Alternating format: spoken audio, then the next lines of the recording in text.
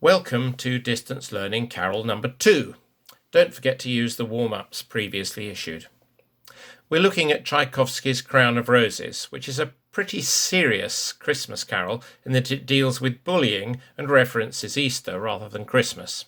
But it's still a very nice piece, which has been on your suggestions lists more than once. In Carols for Choirs 3, it's the last carol in the book on page 196. In the white books, it's on page 396. I'll just refer to the first or second page as it's only a 2-page piece. Incidentally, if you're about 50 and you did O-level music, which would have been the last generation before GCSEs came in, you may have had as a set work the Arensky variations on a theme of Tchaikovsky. These are variations on the tune of this carol and are well worth listening to. Very nice piece. There's a YouTube link to this on the start page. To help with rehearsal, Michael is playing with the singers, but it will be unaccompanied eventually, of course. Tchaikovsky was, of course, one of the most expressive of Romantic composers, so every detail of the dynamics here must be fully observed. In verse 1, there are no breathing issues, just be very careful with the consonants, especially the Ds on wild and child. They must come exactly on the first beat of the bars.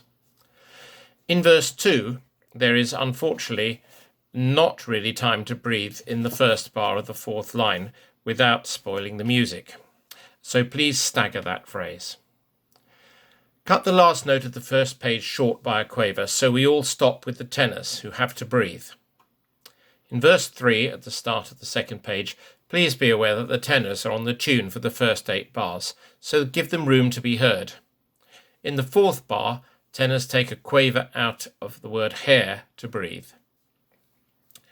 The second page, third line, first bar looks odd, taking a breath in the middle of the word. Maybe this is the result of translation, but we'll not change the music, so it will be naked with a gap in the middle. Later in that line, notice that the crescendo is all the way from P to FF in less than 3 bars, and again in the next line. Then in the penultimate line, third bar, lean on that very expressive chord on the word pressed.